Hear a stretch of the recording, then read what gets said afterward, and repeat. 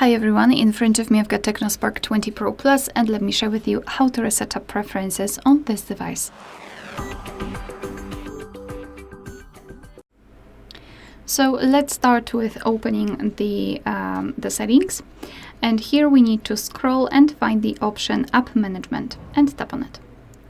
Then let's tap on App List at the top, and here choose the three dots icon in the right upper corner and tap on Reset Up Preferences. So here your device is informing you what it will actually reset, so among others, disabled app notifications and background data restrictions for apps. What's more, no worries, you won't lose any app data, so just tap on Reset Apps, and basically that's it. Alright, so that will be all. Thank you so much for watching. Please hit the subscribe button and leave the thumbs up.